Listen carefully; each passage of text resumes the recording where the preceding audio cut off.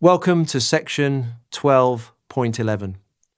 This is the 137th session of the CISSP exam prep series. In this session, we'll examine the risk of wiring your network to someone else's. Why is a direct link between two organizations dangerous? Which documents govern that link before it goes live? What safer alternatives exist to a direct connection? How do cloud services and remote workers fit the same picture? And how do telecom providers and WAN choices shape it? Why does this matter beyond the exam? Because the moment you plug into a partner, their weaknesses become yours. Imagine a regional retailer opening a data link to a logistics vendor to sync shipments. If that vendor is compromised, the attacker now has a paved road into the retailer. On the job, you are the one who insists the paperwork, the risk review, and the safeguards come first, before anyone connects a single cable. Why is a direct link between two organizations dangerous?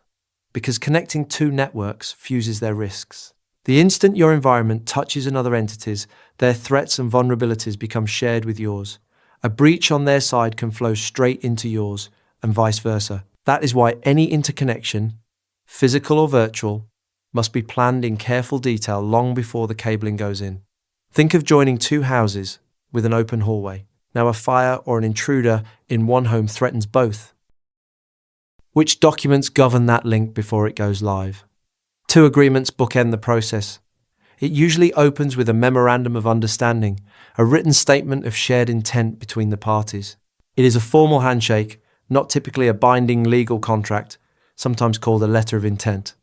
It then closes with an interconnection security agreement, which is the serious technical document. That agreement spells out the security posture, the risks, and the responsibilities each side carries for guarding the shared path. Picture the memorandum as agreeing to be neighbours and the interconnection agreement as the signed terms for the shared fence and gate. Why run a risk assessment on top of those documents? Because paperwork alone does not surface the actual hazards. A full risk assessment lets you predict problems and put protections in place before anything goes wrong, rather than reacting after an incident. It turns vague trust into a concrete list of what could fail and what you will do about it. The golden rule here is simple. Do not let the excitement or the deadline of a new partnership pressure you into skipping security. Treat every new connection as a survey of the ground before you build on it. What safer alternatives exist to a direct connection? Several, and a direct link is rarely the only option. You can stand up an extranet, hosting shared servers that the partner reaches over a VPN rather than opening your internal network. You can build a shared private cloud between the two parties, so only project-related content ever crosses. Or you can keep all data fully separate and simply use secure email, file sharing, and collaboration tools. Think of these as meeting in a neutral conference room instead of handing over the keys to your building. How do cloud services fit this same picture? A cloud provider is itself a third party, so the same caution applies. As you adopt more cloud services, from fully hosted applications down to raw infrastructure, the connection and interaction with your on-premises equipment deepens.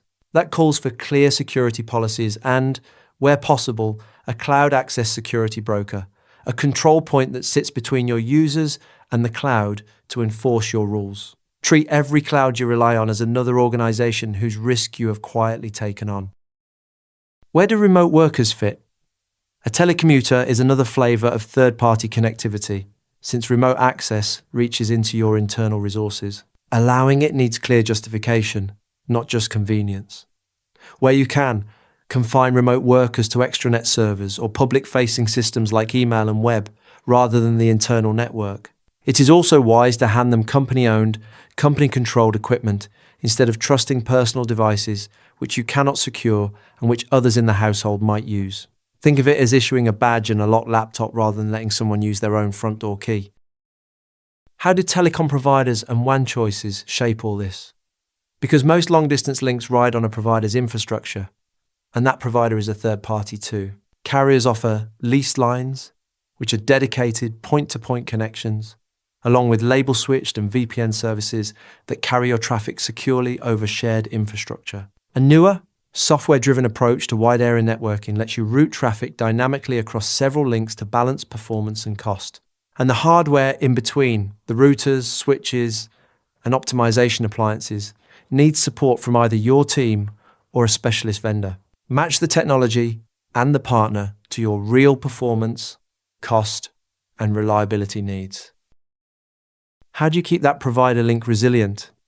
By building in redundancy and failover, so a single cut does not take you offline. That can mean multiple carriers or diverse physical paths. So one backhoe through one conduit does not sever everything. Remember that any communication channel serves honest and hostile users alike.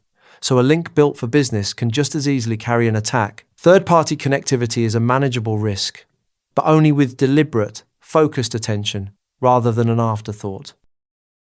So let's bring it together. Wiring into another organization fuses your risks with theirs, so plan every link in advance. Open with a memorandum of understanding, close with an interconnection security agreement, and back both with a full risk assessment. Prefer safer alternatives like an extranet, a shared private cloud, or secure collaboration tools. Treat cloud providers and remote workers as third parties too. Lean on brokers and company equipment, and choose telecom partners and redundant paths that fit your needs. Never let a deadline push security aside. The MCQs covering all the topics and concepts from this session are available on rucloud.com. Practice the chapter-specific MCQs before moving on to the next session. Thanks for watching. If you have any questions or feedback, post a comment below or email us. I will see you in the next session.